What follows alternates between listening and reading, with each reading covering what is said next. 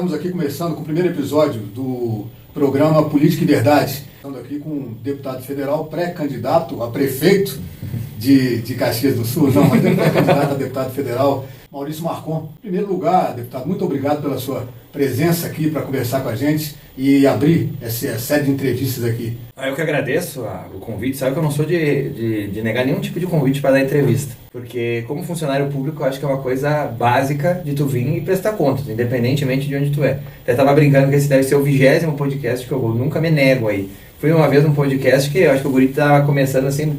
Paulo, acho que ele só fez comigo. Ele tá... Paulo, deixa eu me apresentar. Paulo Rodrigues, vim aqui com o doutor Gustavo, com a Tati, tem um problema na língua, que eu vou avisando no inverno, isso me atrapalha muito. Tive um câncer na língua, tiraram um pedaço da língua, porque eu era muito linguarudo.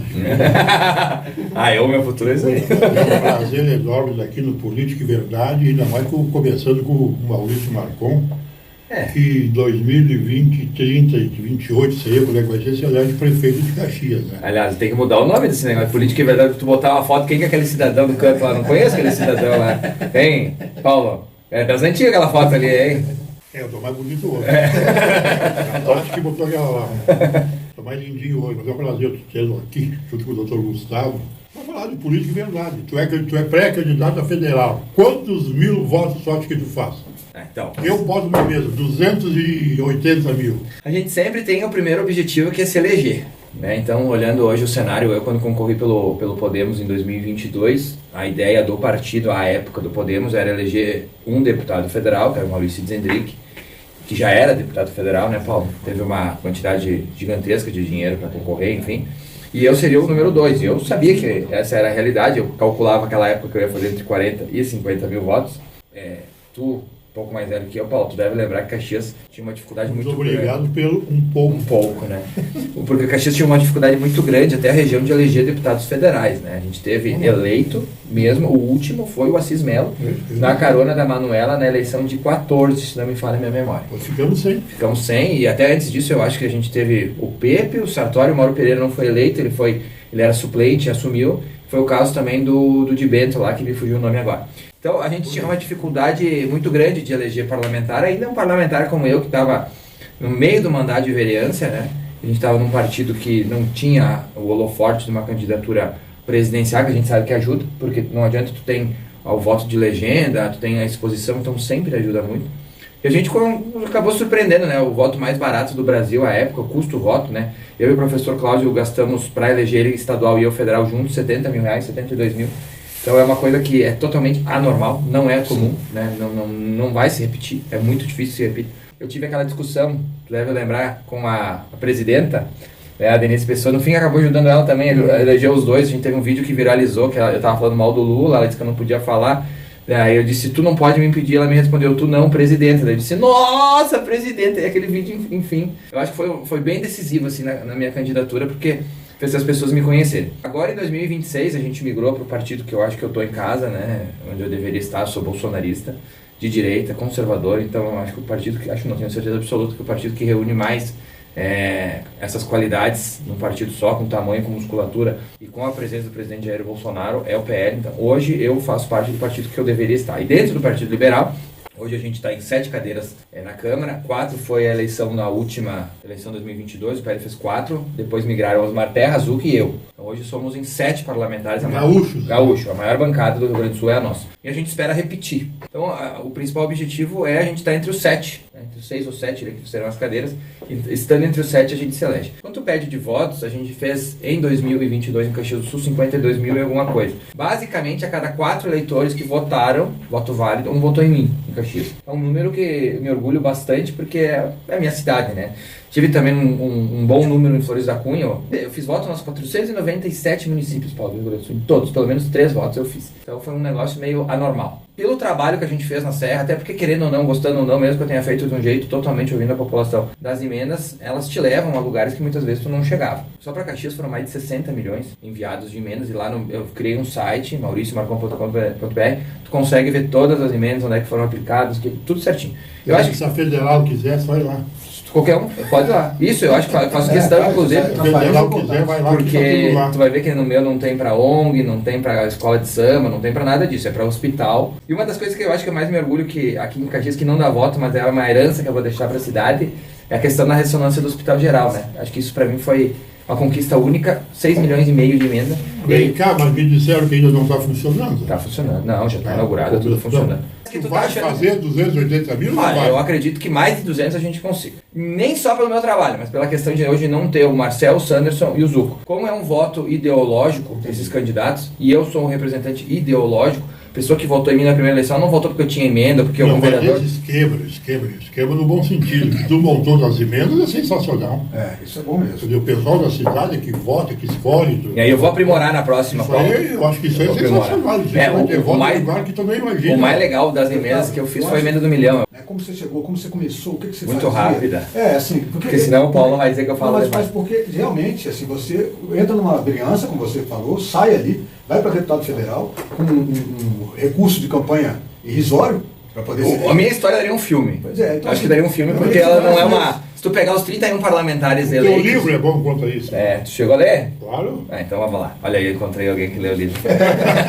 Além do meu pai, que lia uma página e tinha que parar porque eu chorava. Desde que eu era pequenininho, aqui em Caxias, quando tinha Rigoto contra Pepe, eu sempre fui antipetista. Mas há quem diga que tu foi antibolsonarista também lá no início. Não, eu nunca fui antibolsonarista, tanto é que essa tese... Não, ela- a matéria. essa tese ela é derrubada. Em 2015 eu visitei o gabinete do presidente Jair Bolsonaro, ainda como deputado lá no Anexo 3.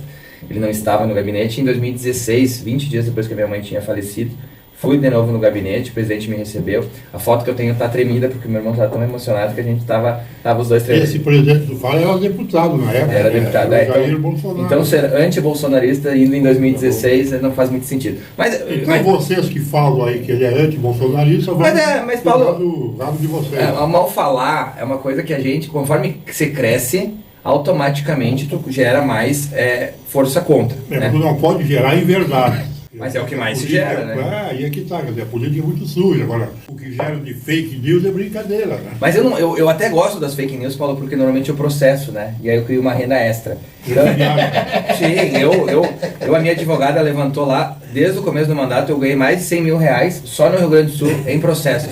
Me acusaram de ser drogado, traficante, corrupto, até corno eu ganhei. A pessoa disse que a minha esposa estava, enquanto eu falava, ela estava em casa dando para não sei quem, eu processei, e esse dinheiro eu dei para ela, porque ela que foi chamada de Kenga, no caso, né? Nem conhecia o cara, né? Eu não conhecia o cara que estava lá. Não. Mas se tivesse fazendo isso, ele estava bem. Olha, vocês cuidam muito bem, porque minha esposa é um monumento, mas tudo bem. É uma maravilha. Mas daí comecei em 2016. Eu assisto Marcou em Família, eu te cuido. Estou sentadinho lá no TV, mas bota... Que é outra característica do meu mandato, né, Paulo? Que a gente tenta dar transparência. Acho que as pessoas que nós me encontram na rua, elas gostam muito de saber bastidores, muito que realmente as coisas até explodir muitas vezes na mídia, a gente já sabe lá há muito tempo antes. Eu costumo contar, como eu digo, funcionário público tem que dar transparência ao mandato, sou pago pelas pessoas. Mas vem cá, tu criou um personagem, esse eu te explodir de falar na tribuna sempre gritando, porque desse cara, porque da petezada, porque não sei o quê, porque isso tu bate. Não. Sabe que os 3 primeiros segundos de todo o discurso que eu faço, tu pode ver que eu tô calmo. Em 3 segundos. Os 3 segundos. Aí tu começa a entrar nos assuntos. A gente teve essa semana, por exemplo, a questão da misoginia. E tenta criminalizar que um padre, por exemplo, use versículos bíblicos, né, que dizem que diminuiria a mulher. Ou propriamente, que se tu achar que falar assim, ó, a mulher não serve pra jogar futebol. 5 anos de cadeia. É o que eu acho. Esse é o projeto. Não, Então eu vou preso. 5 anos de cadeia. Agora, a relatora, Tabata Amaral, ó, eu começo a falar, já começo a ficar nervoso, tu viu como é que é? Ela votou contra que um menor de 16 e 17 anos que estupra, esquarteja, mata um bebê, por exemplo, pegue a punição que está na legislação. Quer dizer que se passar essa lei e eu disser, não gosto de mulher narrando futebol, tu não Cadeia, gosta. 5 anos. Não, tu não gosta, ainda é tido como opinião. Tu não pode dizer que ela não serve pra isso. Mas ela pode dizer que tu não serve, por exemplo, pra alguma coisa. Denegrir sua imagem totalmente. Essa palavra é problemática também já, problematizaram. O denegrir tu não pode usar. Negro, é que não tem nada a ver, né? Quer dizer que se alguém disser que eu não sirvo, não presto como jornalista, eu posso processar. Não, tu não, porque tu é homem. Ah, só se tu se entender como mulher. Olha. Só se tu se entender como mulher. Eu vou me entender como mulher. Aí tu pode. Então é algumas coisas. E eu nesse discurso eu falo, nós temos agricultores no Rio Grande do Sul se suicidando porque não conseguem negociar as dívidas. Mas nós estamos aqui criminalizando uma opinião.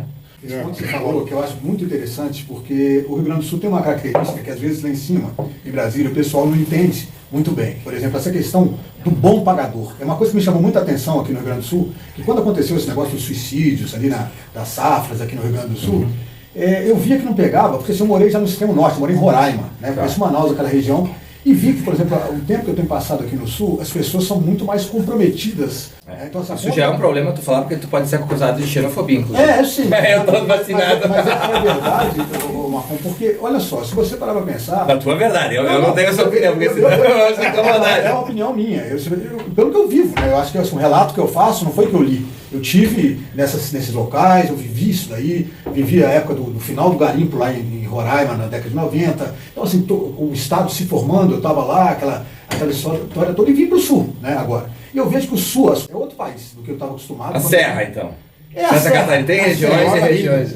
A Serra, mas assim, e nessa questão, quando eu fui naquela Expo Inter, eu lembro na época que estava acontecendo, assim, a primeira vez que eu fui, e eu vi, assim, quando eu soube dessa história do suicídio dos agricultores... Foram 50 pessoas? Eu achei, assim, uma coisa, assim, muito surreal. O que acontece? Primeiro que nós não somos uma república federativa, né? Nós somos só no papel. República federativa, por exemplo, é o que são os Estados Unidos, onde as federações dos estados, eles têm autonomia muito maior para legislar. Hoje tudo é muito concentrado em Brasília. Um deputado estadual, guardadas, né, as devidas proporções, ele é um vereador do estado. O poder de lei dele é extremamente baixo. Então o que acontece? Isso é um problema para um país do tamanho do Brasil. Por que os Estados Unidos viraram prósperos e nós estamos aí comendo poeira? Na minha humilde opinião. Porque nos Estados Unidos todo o legislador estadual sabe as necessidades do estado. Eu vou usar um exemplo aqui que ele é fantástico. Abigeato. Eu duvido que alguém em Roraima, no Acre, saiba o que é abigeato. Ou alguém da cidade do Rio de Janeiro saiba o que é abigeato. Não faz a menor ideia. Mas nós votamos projetos sobre abigeato. Aí como tem coisas que eu não tenho a menor ideia, que tu precisa te informar, entender como é que é, porque também não faz parte da tua realidade. Então, a ideia de federações, né, de Estados Unidos mesmo, dos estados que são autônomos, mas fazem parte, né, de uma república, ela é justamente essa, que tu tenha autonomia para tu saber das tuas necessidades e pelas necessidades tu fazer o julgamento necessário. O Brasil hoje, ele é uma sopa, cara, assim, ó, eu tô no Rio Grande do Sul, imagina o cara que tá no Acre, em Rondônia, em Roraima, o mundo é completamente, o país é diferente, tudo é diferente. Acho que a língua é o que nos une e o futebol, porque de resto é muito diferente. Então, lá, a gente tem de tudo de parlamentar. Sabe, quando eu fui para o Congresso, eu saindo de Caxias, eu pensava, não que os meus colegas da época não fossem, assim, habilitados, não é isso que eu quero dizer. Eu quero dizer que eu imaginava que eu ia ter uma subida de nível, no sentido de discurso, de enfrentamento, de debate. E eu encontrei lá, por exemplo, numa comissão de viação e transporte, que eu tive que enterrar a lei, um projeto, por exemplo, vai dar risada e eu também dei. O projeto, ele criminalizava um motorista de aplicativo que não tivesse troco em espécie. Que é isso? Como é que tem um burro de um deputado que faz uma lei? Por isso que eu estou te falando do nível. Não, mas isso é um detalhe. Vamos pegar uma outra. A Erika Hilton, ela apresentou no primeiro ano. Ele ou ela? Vai falar dela? Ela gosta que seja ela. Então, pra mim, não me faz. Deixa, se ela é feliz assim, tá tudo certo. O que acontece? Ela apresentou um projeto, Paulo, esse é fantástico. 2023, nunca vamos esquecer. O projeto, ele dizia que todas as empresas com mais de 100 funcionários fechados, deveria-se ter 3 funcionários moradores de rua. Esse era o projeto dela. E aí eu fiz uma conta básica. Ia faltar morador de rua no Brasil para complementar a cota. Que é um problema que as empresas enfrentam, por exemplo, com PCDs também. As empresas têm muita dificuldade com PCDs, alguns que tu não encontra, né? E aí nós fomos para o plenário e eu levei para o plenário na discussão do projeto. Eu disse, deputada, eu fiz a conta que vai... Primeiro que eu queria saber quantos moradores de rua a senhora tem no seu gabinete. Ele ficou puto. Nenhum. E eu disse, e se a senhora sabe que não há quantidade de moradores de rua suficiente, e mesmo que houvesse, nós teríamos uma logística gigantesca, porque tu imagina, o Rio Grande do Sul talvez teria que importar moradores de rua de um outro estado, né? O Rio Grande do Sul teria que exportar para outras regiões, teria que fazer uma logística de moradores de rua, me chamou de fascista. E aí a gente conseguiu aprovar o projeto sem obrigatoriedade. Mas é aquelas coisas, eles vão tentando absurdos e às vezes passam. Tá, mas tu não explicou por que tu fica bravo. E começa a berrar. Paulo, eu fico bravo porque eu amo o Brasil. Eu acho que essa é a primeira. Acho que o que me motiva a estar na política é amar o país. Eu queria que o meu país, que eu não tivesse. Porque a petezada te odeia, né? Se a petezada gostasse de mim, eu estaria preocupado. Que eu tento copiar o que deu certo no mundo, né? A gente tem aí questão de segurança. O que o Bukele fez em El Salvador? É bom ou é ruim? Pergunta para as pessoas de lá. 94% de aprovação deve ser bom. Né? Então eu queria colocar isso para o meu país. A renda média americana é 9 vezes a renda média brasileira.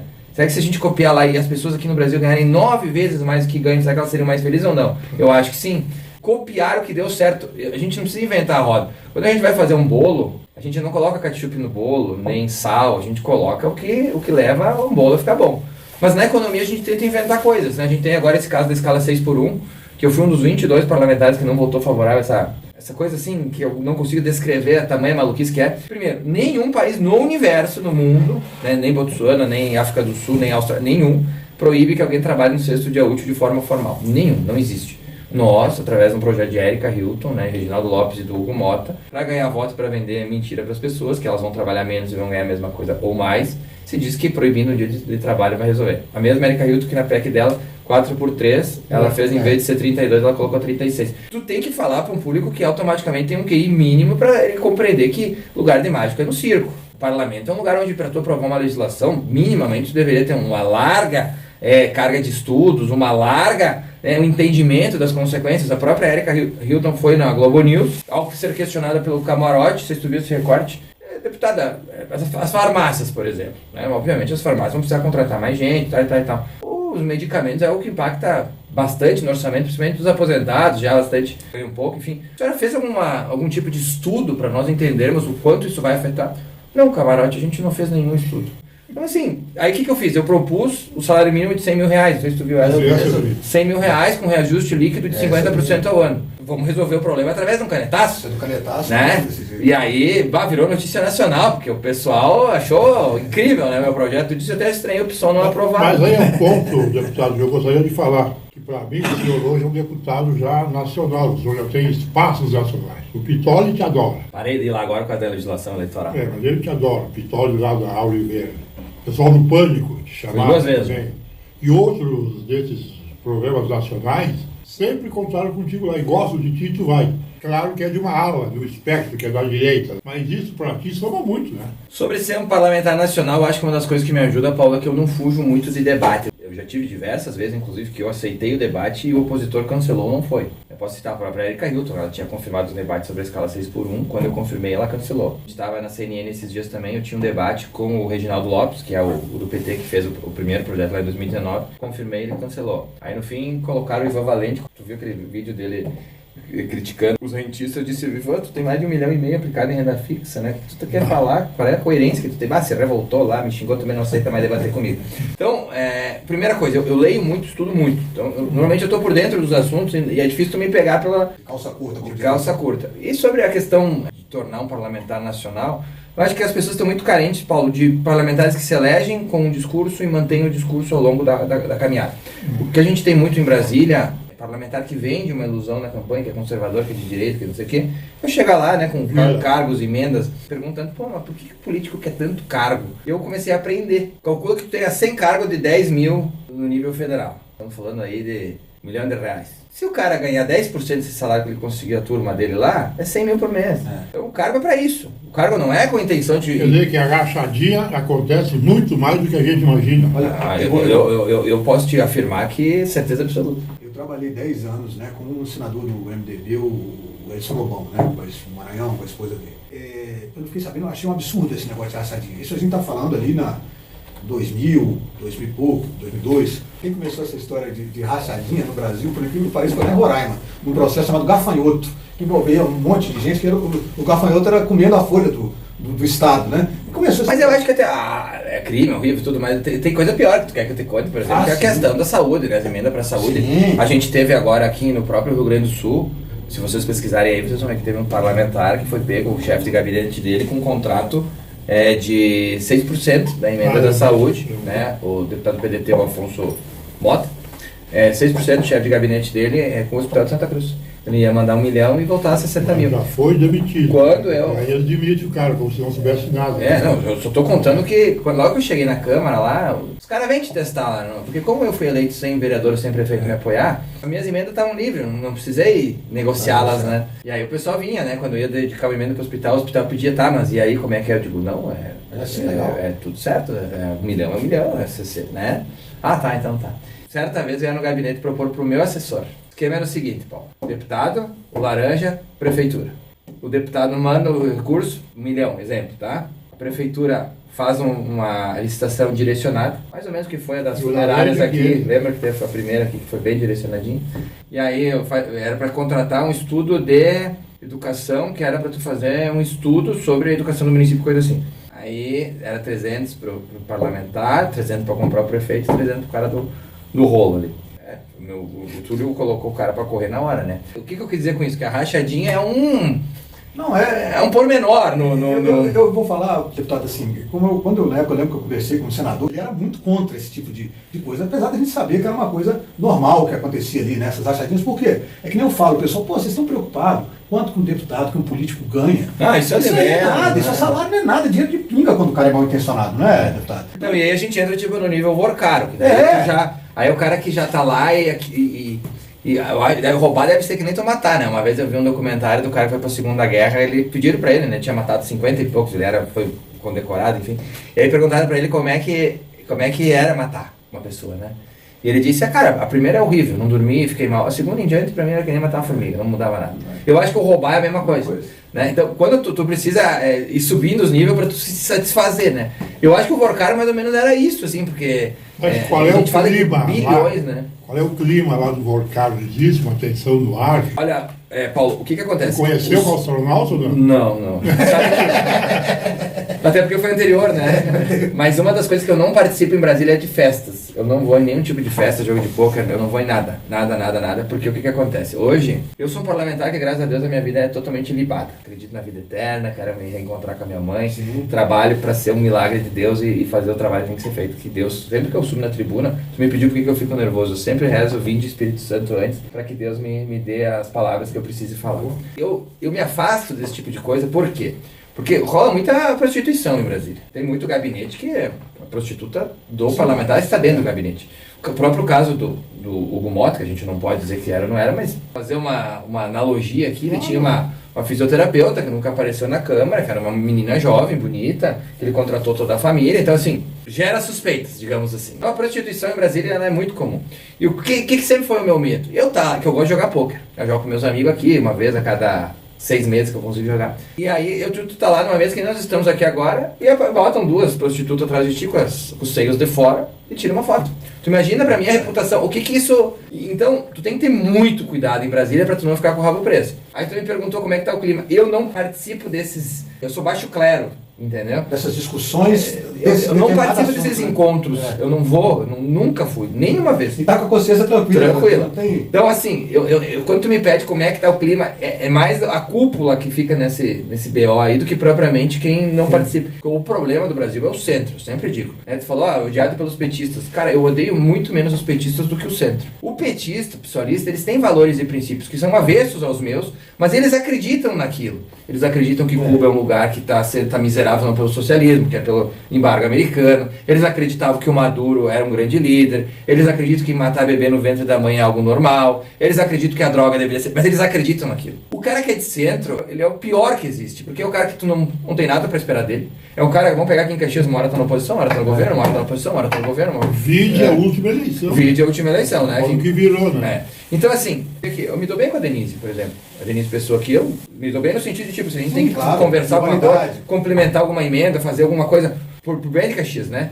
Agora, os caras de centro, eu tenho ojeriza, assim, eu não consigo me relacionar, eu tenho muita dificuldade, porque são pessoas que tu não sabe o que tu vai conversar, sabe? Amanhã depois estão te apunhalando, depois precisam de ti, estão te agradando. A partir do momento que nós, com a reforma política principalmente, a gente conseguir ter menos partidos e as pessoas conseguir enxergar mais que o centro é um câncer, eu acho que a gente vai evoluir bastante, sim, como sociedade. Porque o cara que é de centro não cai nesse papo do... uma certa vez o Leite falou que ele é terrivelmente de centro, né?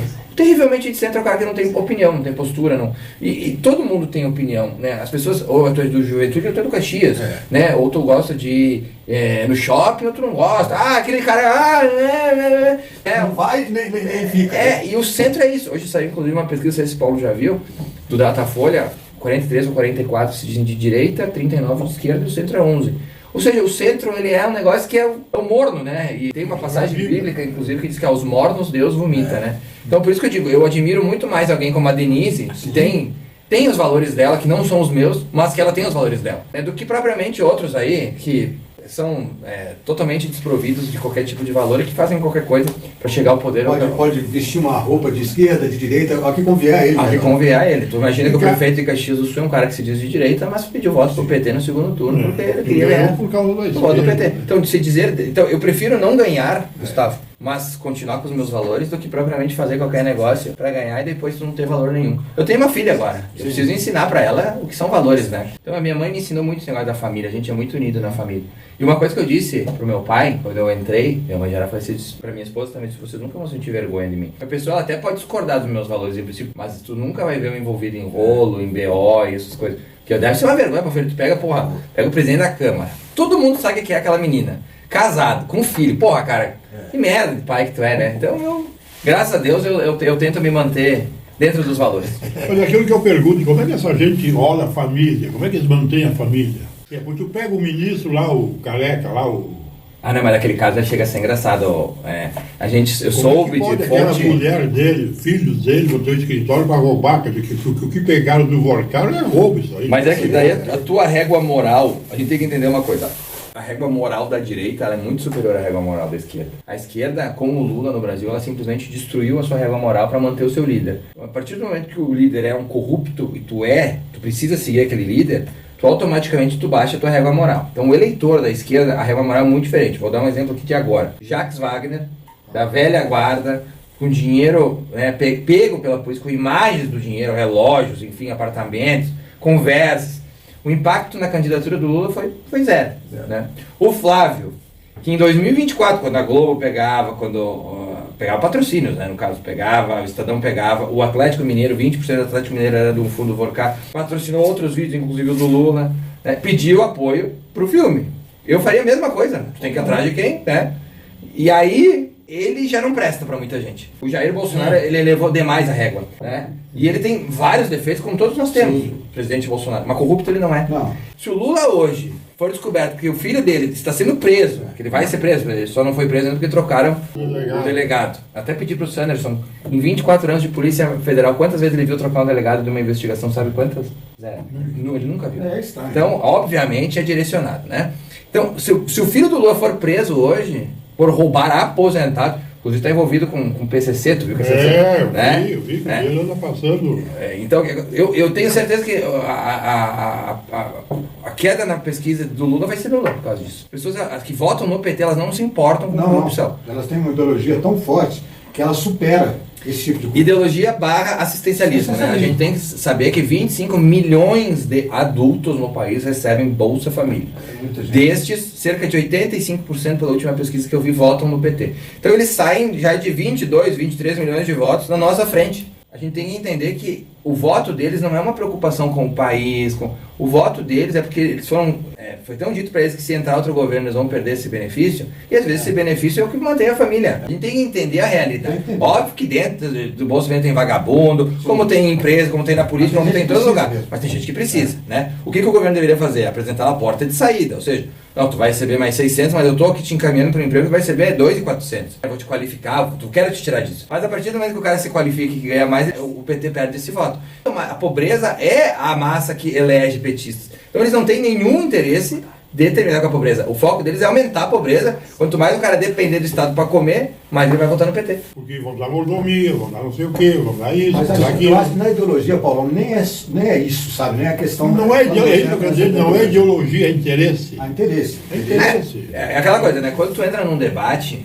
pra tu vencer ele basta tu estar ao lado da verdade, né? Eu te confesso que eu não me recordo ter perdido um debate com um petista, até hoje. Nenhum. Mas tu pega esse último que eu consegui ter um adversário que foi o Ivo Valente, foi um massacre do início ao fim. Né? Porque ele veio falar que ele defendia as pessoas, né, contra os bandidos. Eu disse, cara, o 1112/2023 que aumentava de 40% para 80% o tempo de permanência na cadeia de um estuprador, o senhor votou contra? Aí tu desmonta o cara, né? Eu tive um com a Maria do Rosário também no Conversas Cruzadas, que ela também votou contra esse aumento de pena, e ela tava toda, né, do negócio da mulher, que a mulher disse, Maria, quando tu teve a oportunidade de deixar um estuprador de bebês, eu trouxe um caso do Amazonas, 6 dias o cara estuprou um menino, o cara já tinha histórico, já tinha estuprado uma menina. Se essa lei tivesse já valido lá em 2016, ele estava na cadeia e não tinha estuprado um bebê. E eu levei, né, porque eu guardo, essas coisas eu guardo. Se eu tiver amanhã na rua, não lembro da tua cara, mas o dado, número, essas coisas, é um computador na minha cabeça. E eu levei pro debate, mas despirocou completamente, né? Não, mas tu tá duvidando da minha história de Simaria, tu votou contrário ao projeto. Eu não estou duvidando, eu estou dizendo que tu, na prática, uma coisa é o discurso, outra coisa é a prática. A Denise votou contra também. Questionava isso. Eu acho que é uma questão que ela não respondeu até hoje, o 11/12/2023. O projeto aumentava de 40% do tempo, o cara pegou 10 anos, fica 4 para poder progredir do regime. A lei aprovada, pegou 10 anos, tem que ficar 80%, 8 anos. Votou contra. Crime hediondo. Não é tipo roubo de celular, não. Ou colou na prova, não. É defender bandido, aquilo que eu digo. Aí a gente, então é ideológico, então, por exemplo, quando a gente fala, o cara que vota na esquerda, ideologicamente, ele acredita que o Lula já falou isso diversas vezes, né? O cara que rouba um celular para tomar cerveja, tá tudo bem. Porque eles aproveitam, na verdade, do discurso, pelo menos a impressão que eu tenho, de minorias, né? Eles sempre vão para isso. Então, assim, se você tem uma minoria que ali é marginalizada, como a questão dos homossexuais, esses movimentos, eles procuram se agregar a esse tipo de coisa. O que eu falo, ninguém é contra, assim, a maioria das pessoas que eu conheço mesmo de direita, ninguém é contra como eles pintam, né? É que nós, conservadores, eu, por exemplo, tem uma coisa que eu não gosto muito do Drauzio Varela, mas ele falou uma coisa uma vez que pra mim é chave. Se tu te preocupa com o que uma pessoa tá fazendo com outra dentro de 4 paredes, o problemático não são eles, o problemático é tu. Se a Erika Hilton quer ser chamada de ela, cara, pra mim tá tudo certo. Pra mim, dentro de que ela não perturbe a liberdade dela, não interfere. Agora, por exemplo, um homem disputar uma competição feminina, aí eu já sou contra. Porque daí essa pessoa está tirando, ela está infringindo um outro direito. Que vale para o banheiro, que vale para um monte de coisa. Então, assim, o meu ponto, ele é inflexível. Ele é o seguinte, a tua liberdade vai até aonde começa a minha. Então, só que a esquerda, ela adota esses microgrupos justamente porque ela vende uma ideia que eles são marginalizados, perseguidos, papapá. E eu nunca vi, não sei se o Paulo tem conhecimento de tipo, um homossexual em Caxias não conseguiu jantar num restaurante, ou não conseguiu entrar no campo do juventude, ou não foi na missa, ou... Não existe. Então eles criam um negócio, o preconceito, ele é um negócio... Eu não tenho... Eu tenho amigos homossexuais, pra mim não faz a menor diferença. Agora, é óbvio que eu já fui em lugares e não me senti bem recebido. Toda pessoa já teve isso. Isso é uma coisa natural. Ou porque tu tava mal vestido, que às vezes tu vai num lugar que a pessoa te olha, tipo, mas meu Deus, vou fazer... Não, cara, eu nunca mais frequento aquele lugar, tá tudo certo. Então, assim, também se cria um drama, né, às vezes, né? Nossa, perseguição, Armagedão, não sei o quê. Aí essas pessoas que se sentiram alguma vez marginalizadas, elas entendem que ali é o lugar delas. Então eles são muito felizes nisso, porque o liberalismo, ele diz que o indivíduo é o centro de tudo. Então, se a tua liberdade vai até onde vai a minha, tá tudo certo. O cara pode trabalhar, virar presidente, virar governador do estado. Dizer que o Rio Grande do Sul é preconceituoso, o governador do estado é assumidamente homossexual. Então, não faz nenhum sentido. Mas são narrativas que são repetidas centenas de vezes e aí eles adotam o que Goering fazia na Alemanha nazista. Uma mentira contada 1000 vezes vira uma verdade. Uma coisa que, inclusive, aproveitando esse gancho que aconteceu essa semana, Paulo, não sei se você viu, você deve ter visto o presidente Lula lá em Santa Catarina. Classificou o povo catarinense como racista. Isso, e o que acontece? Eu vejo uma coisa, que inclusive eu converso muito aqui, falo com as pessoas aqui em Caxias, porque as pessoas têm uma coisa ali em cima de achar que o pobre é preto, né, como dizem, né? Tem essa mentalidade. E eu falo para as pessoas, às vezes eu estou andando aqui em Caxias, para a gente é muito difícil receber porque tem uma colonização italiana, um cara louro, dos olhos azuis, vendendo coisa no sinal, né, no semáforo ali fazendo. Quer dizer, a pobreza, por isso eu sou completamente contra a cota, contra essas coisas. A pobreza, cota, ela é boa quando ela é cota de renda. De renda. Até porque cota racial, a raça é uma só, é raça humana. Não existem tonalidades de cor de pele. Isso existe. Agora, a raça é raça humana. Então o que acontece? Por exemplo, se o cara é loiro, filho de um cara pobre, ele nunca vai entrar numa faculdade pública. Se o cara é negro, filho de um milionário, ele pode entrar na faculdade pública pela cor. Às vezes nem é negro, né? Às vezes o cara é... Hoje... Aí tu tem que ter aquela coisa nazista de tu fazer uma tabela de cor, né? Com as paletas de cor. Que é uma coisa... Que o Brasil, ele é um povo extremamente miscigenado, né? E tu tentar separar como se tivesse havido um apartheid no Brasil, tu não vai conseguir. Na próxima eleição municipal, te cativa mais concorrer a prefeito ou concorrer ao Senado? Se for bem agora para deputado. Meu perfil é que nem colocar o Zulu, nosso ídolo, né, juventudista, que nos tirou da Série D, no gol. Não me vejo assim, Paulo, hoje, as coisas mudam, né? Mas eu não me vejo hoje com uma capacidade de ser prefeito. Eu sou tenho um perfil totalmente legislativo. Eu sou um cara de combate, de ideias. Eu acho que o prefeito muitas vezes ele tem que ser um cara, além de ser um bom gestor, mas ser um cara também que apaziguador, digamos. Tá, e nesse tempo até lá, tu acha que dá para se gestar um prefeito que não seja de Caxias? Nós estamos com umas ideias boas aí, né? Acho que Caxias de fora, morar talvez. aqui, viver aqui, voltar aqui. Caxias precisa de um bom gestor, até porque a bomba que a prefeitura vai deixar é muito grande. Acho que na próxima eleição... Mas não tem ninguém local para ser com essa capacidade? Tem. Eu tô te dizendo que a gente precisa de um bom Porque gestor. eu ouvi conversa do fulano, do Beltrano, de Farroupilha, de Bento, talvez, vir para Caxias para concorrer a prefeito De aqui. Flores, tem vários nomes. Flores, né? e aí? Diogo, Feltrin, Ulian. Por que não? Eu acho que Caxias merece bom trabalho, né? A gente precisa resgatar a nossa cidade. Até porque quando a gente sai de Caxias, a gente vê como ficou para trás hoje. Vai, por exemplo, a Flores da Cunha, uma cidade limpa, uma cidade que inaugurou um centro de saúde, é uma cidade que as crianças têm robótica, tem turno integral inteiro. Então, assim, nós estamos extremamente para trás. Na próxima tu convoca ao Senado. Não. A gente precisa. Não vai a prefeito, A vontade sempre é subir. Eu acho que quem joga no 15 de Piracicaba, o sonho é jogar no Juventude. Quem joga no Juventude, o sonho é jogar no Flamengo. Quem joga no Flamengo, quer jogar no Real Madrid. Então, tu vai a prefeito, 2 anos depois tu vai ao Senado. Eu não faria isso, Paulo, porque eu acho que daí a prefeitura estaria sacaneando a população. Se ganhasse e abrir mão 1 ano e meio logo depois, eu acho que não é o caso. A gente vai pegar, espero que nós ganhamos com o nosso grupo de conservadores, uma prefeitura que o prefeito na campanha dizia que nós tínhamos 250 milhões de caixa e que agora ele fez um empréstimo de 250 milhões para pagar salário. Então, é por isso que eu digo que ganhar com a mentira, ele vai te cobrar em algum momento. Né? É melhor a gente ser transparente e falar a verdade para as pessoas, sempre. Porque a verdade ela dói, mas ela não te cobra um preço caro depois. Eu não cumprimento o prefeito de Caxias do Sul, eu acho que todo mundo sabe. Né? Durante a campanha ele teve atitudes que inclusive foram para a polícia. Né? Eu processei ele com questões de afirmações falsas contra mim. Então, esse tipo de pessoas eu evito até me relacionar, porque para mim não me agrega nada. Continuo mandando emendas, tenho uma relação institucional com a Prefeitura de Caxias do Sul, mas esse tipo de pessoa não me agrega nada na minha vida. Então, eu prefiro me afastar do que propriamente conviver. Então, não vou em eventos que ele está, não participo, não quero estar na presença dele. Não é só dele, tem vários, o próprio vice-prefeito também, o cara que foi enxotado de Gramado, né? Se tu pedir para o prefeito de Gramado qual que é a imagem que o vice-prefeito de Caxias tem, acho que vale a pena tu fazer essa pergunta uma hora, né? Um cara que saiu de lá corrido, depois do que ele fez, e nós conseguimos eleger uma criatura dessa aqui como vice-prefeito de Caxias do Sul. Então essa decadência que Caxias está tendo hoje, nós que já fomos a pérola das colônias, eu acho que ela é muito pelas escolhas que os caxienses fizeram, e a gente está pagando preço, né? Como qualquer lugar. Se tu quiser pegar algo mais macro, né? O próprio Rio Grande do Sul com as escolhas que fez, o Rio Grande do Sul era a 4ª economia. Hoje a gente está lá longe, nos últimos 20 anos, o Rio Grande do Sul foi o estado do Brasil que menos cresceu. Quem diz que político é tudo igual, é fácil provar que não é tudo igual, né? Vamos pegar a cidade do lado, Flores da Cunha. É o próprio Santa Catarina, que anos 80, 90, nós dizíamos que Santa Catarina servia para separar o Brasil do Rio Grande do Sul. Hoje Santa Catarina é de 10-0 em nós. Quantas vezes o PT administrou Santa Catarina? Nenhuma. Então assim, tem caminho para prosperar, tem caminho para viver melhor, tem caminho para tu ir para frente como estado, como cidade ou propriamente como nação. Agora tu precisa copiar o que dá certo, né? A partir do momento que tu começa com práticas intervencionistas, burocracias extremas,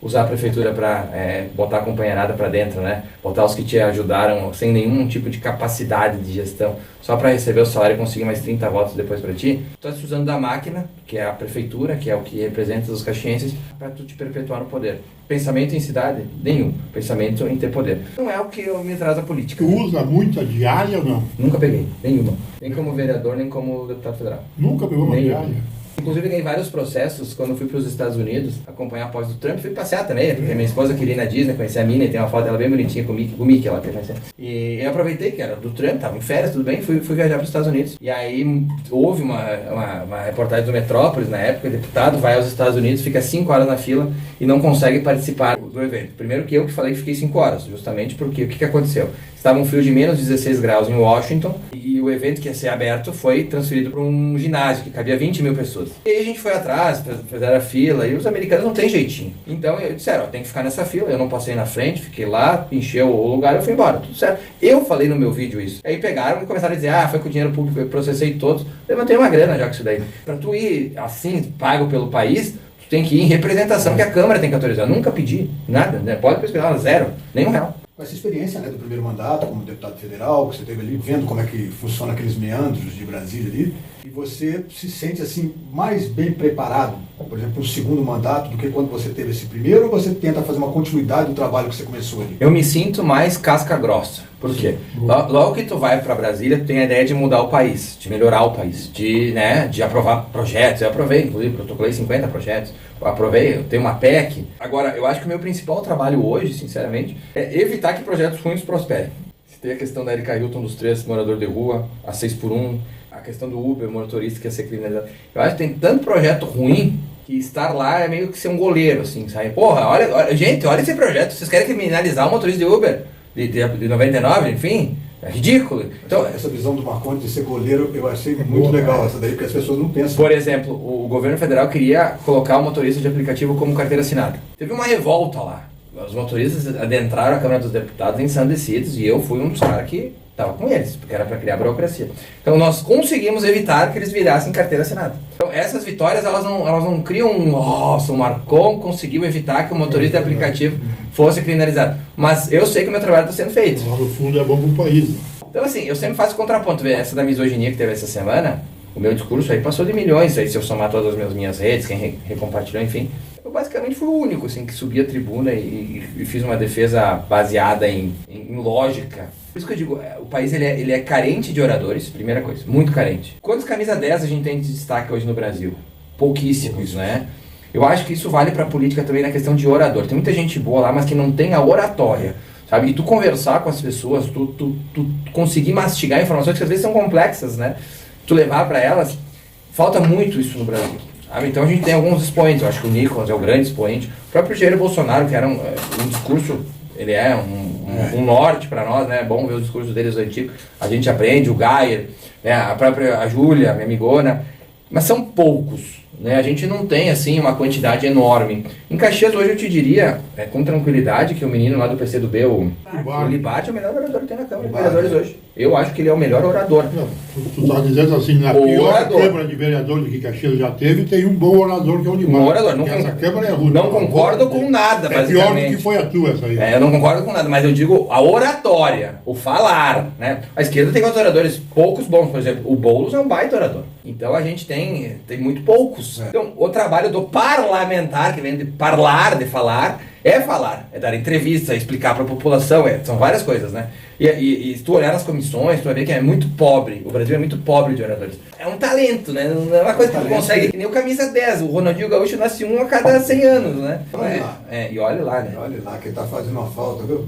Vamos agradecer, né, Paulão? Aqui foi muito boa a conversa, dando essa moral aqui pra gente, abrindo o nosso programa aqui, né? Esclarecendo, mostrando essas coisas. Mas é bom vocês trazerem bastante os pré-candidatos, e eu acho que o Paulo, como ele tem um conhecimento de Caxias, ele consegue fazer perguntas às vezes capciosas, digamos assim, que é o que torna interessante. Eu não fiz nenhuma contigo. Não, achei que tu foi capcioso no sentido de tipo questionamentos que eu me saio bem nas respostas. Conversa de compadre, as pessoas estão meio de saco cheio. Elas querem saber mesmo, né, o que o cara vai pra lá, vai fazer, E eu acho que é muito válido abrir esse espaço. Hoje em dia a rede social ela é o que as pessoas consomem, né? O jornal, por exemplo, não me lembro a última vez que eu abri um Pioneiro na minha vida. Uma coisa que já foi o norte, né? E hoje é completamente fora, né? Então a gente tem que dar subsídios para as pessoas para votarem bem. Por exemplo, o Diogo, que a gente falou, né, de Bento. O Diogo eu trouxe pro PL, era do PSDB. Vale a pena trazer o Diogo. Baita cara. Eu fiz uma campanha, eu fui o maior entusiasta do cara para ele vir concorrer a deputado federal. Por quê? Porque ele vai candidato pelo PL. Eu me sinto só na minha região. Eu me sinto só de pessoas qualificadas. E o Diogo é um cara extremamente qualificado. Ele não pode ser o político pinheiro, que tudo que nasce ao redor ele mata. A gente tem que trazer pessoas boas, porque como o objetivo é melhorar a vida do país, não é melhorar a tua vida, tem que trazer pessoas boas. Por isso que o Paulo já é pré-candidato a vereador, né? Ou mais, 2028. Né? Ou mais, né? Por que não, né? Então a gente precisa, e sabe que é bíblico também, né, Paulo? Quando os bons se omitem, os maus tomam conta. Eu acho que o Brasil hoje, ele chegou onde chegou, pela ojeriza que muita gente criou da política. Não, se eu estarei na política é porque eu sou sujo. Não é assim. Não é assim. Deputado, só uma perguntinha aqui. Você falou várias vezes nessa questão de Deus e tal. Você tem alguma religião? Católico, apostólico, romano, praticante. Isso é bom deixar claro, né? Até para as pessoas verem. Claro, não, eu sou... As pessoas saberem, né? Coroinha, ministro da comunhão, catequista. Então, tá. Eu só não fui padre, Gustavo, porque eu não tinha eu não tive o chamado de Deus, a vocação. Né? Eu quis casar, enfim. Mas eu teria sido padre, com certeza. Não é que eu amo a igreja, eu amo Jesus Cristo, que eu encontro na igreja. A igreja tem vários problemas. Eu acho que é a fé, o que acontece, o pensamento que eu tenho, né? Como você temer alguma coisa, você respeitar alguma coisa, quando você tem uma religião, é um divisor de águas, sabe? Porque você pensa, olha, eu vou fazer isso daqui, Deus vai me cobrar isso. Olha o que eu falei lá atrás, né? É bíblico, inclusive, né? Que Jesus fala que ou tu tem amor ao dinheiro ou a Deus, tu não consegue ter amor às duas coisas. Então, quanto mais próximo de Deus, verdadeiramente, porque tem uns caras lá que são de evangélico lá, brincadeira. Cara, o próprio Dir Macedo aí foi pego agora com um rolo gigantesco, né? Então, é ser cristão de verdade, não da boca pra fora. Para terminar, quem é o teu maior inimigo na política? Tu quer uma pessoa? Uma pessoa.